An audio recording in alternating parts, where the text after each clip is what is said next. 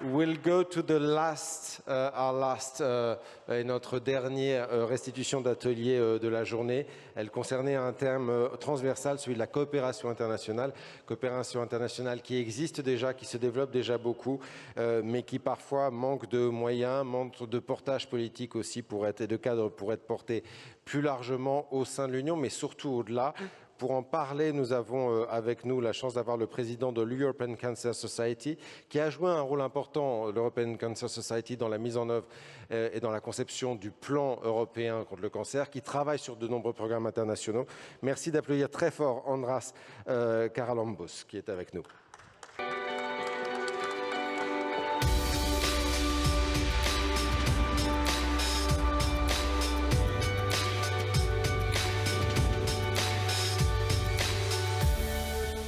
Hello, thanks to be with us for this last restitution. Just a few words to introduce that important subject. Why is this international cooperation so important to you at the moment we are in the fight against cancer to promote and to structure better than it is actually? Thank you, Reggie. Let me start by saying that it's a huge pleasure for me to be here with you. I would like to thank INCA and the French presidency for their invitation and the opportunity for me personally being here, but also giving me the opportunity to be here as part of my role as president of the European Cancer Organization. And in terms, coming back to your question, you said and asked the audience to get this document on the way back. But this is, for us, this is not simply a document. It conveys the pathos and the ethos and the logos of the people involved in this group. It conveys our belief and determination in creating this international, national and European collaboration in targeting this problem created by cancer. And why would this be so important now? Because the cancer burden on a global scale is increasing. I mean, the numbers, even the most modest ones, the projections for 2040, for example, they are referring to a 47% increase in the global cancer burden. This is tremendous. Imagine just the people's lives that this disease will touch in that period of time. And it's not just about the patients, as you may all well know. It's also about the families, the societies, the countries, and the world. And I think, and I believe that this workshop comes last because we heard many good ideas in the previous 4 workshops, but what is all that without collaboration?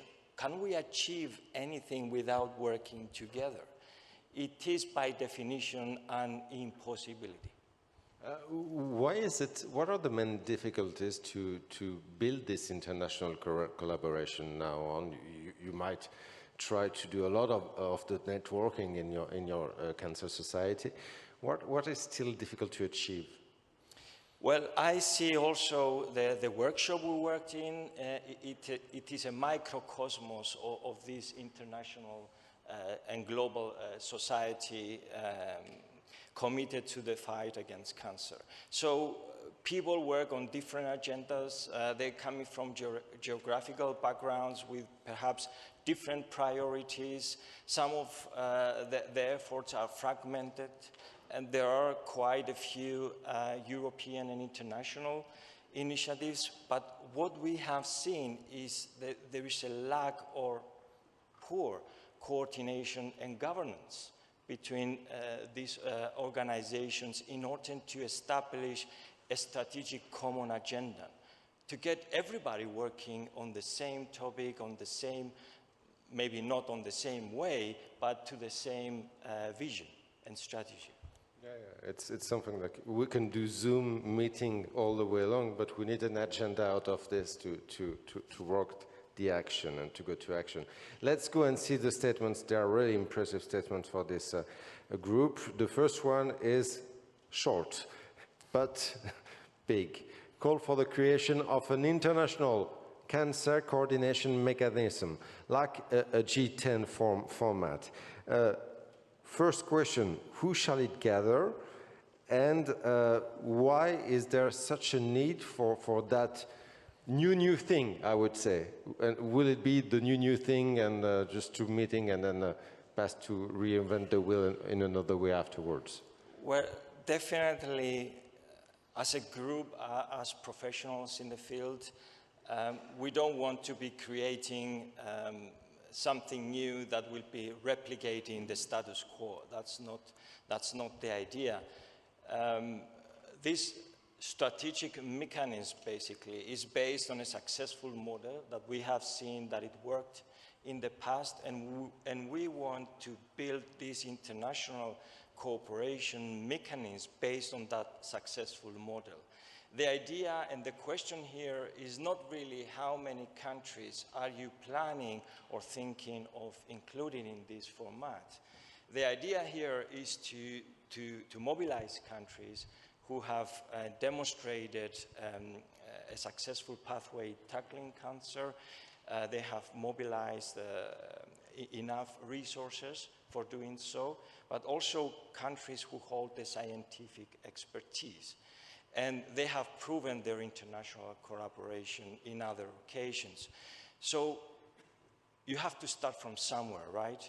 And this will be, let's say, the basis upon we are going to be building on. And this is not a static suggestion, it's a very dynamic one. So you can start from G10 and moving progressively, this will expand and embrace many more countries. It shall have a political agenda, it shall have an operational agenda also, shall it have also outcomes? Most definitely, it needs to have, it will have a steering committee who will be deciding on some of the topics that you have mentioned.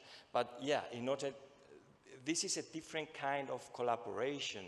It is on a government. It is on a governmental, on a state level, where the highest policy people will be involved in these initiatives. So the the decision making, and the implementation will be part of this initiative. As much as you have an expertise on these international topics, what shall be for you the key of success of such an initiative? The thing that it will really work, that it will really make people have the desire to go back to the next summit, I would say. Well, I believe the key in any kind of collaboration is to have a common goal. You have to make this your own baby. You have to work for this and to make it happen. If you don't believe in an idea, no matter how well you work with people, it will never take you to where you are visioning to be. Next statement, short too, and also ambitious, built on EMA and FDA cooperation on pediatric cancer to extend to other regions and cancer treatment. What was I would say, the aim of this statement, and on which type of region or cancer treatment do you have the intuition that you can extend this existing cooperation per pediatric cancer? Well, it's a pity when you have so many successful examples actually working and producing results in real life to let them go.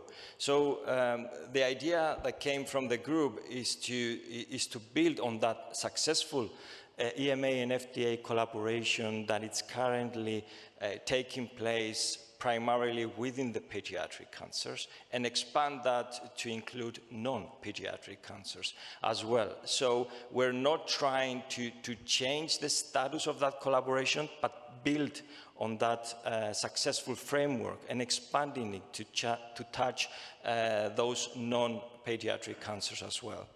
Last statement, also an ambitious one, to the call for the creation of a global cancer fund mechanism. That's huge. What should it be financing, and shall the money be taken from the existing fund? That's a bad question, but you know.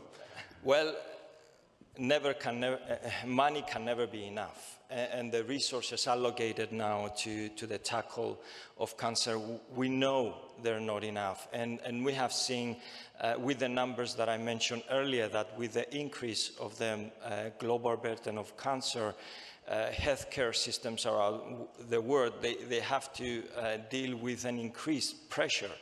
And this pressure in many times means that things that have to be done, they're not done. And this global fund comes, steps into the scene in order to contribute to the already existing ones.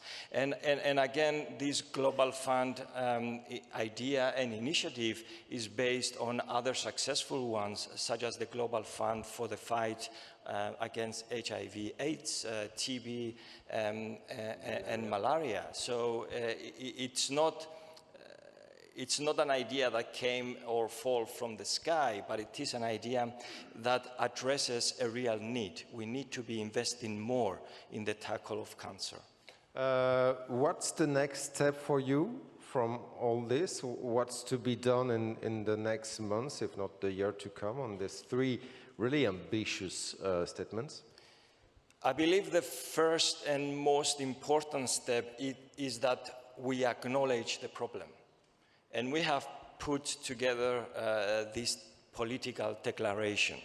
For these ideas to thrive, we need the political will and energy to back it up.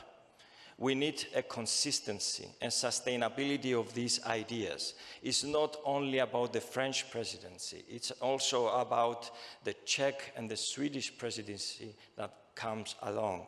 Only when all countries embrace the ideas, these ideas will take action and materialize in real life. And I'm referring also to what it was mentioned before. We do need an implementation plan. We have put the ideas on paper, now we have to plan on their implementation. If there is one or two short comments on on these statements coming from the audience, we can use the few minutes we have left for it. Are there some hand rising on this proposal, impressive proposal?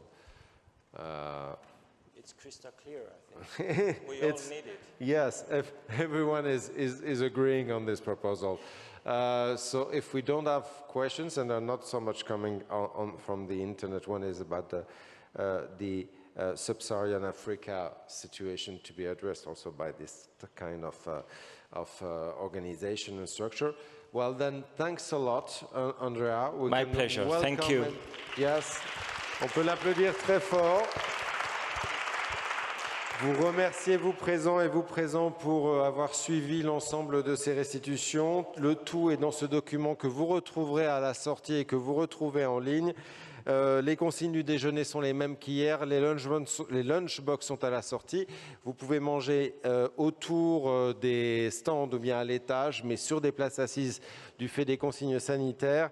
Et si vous avez des casques de traduction, il faut les remettre à la sortie et vous pouvez les récupérer cet après-midi pour la fin de nos journées et les débats qui achèveront ces journées. Merci à vous.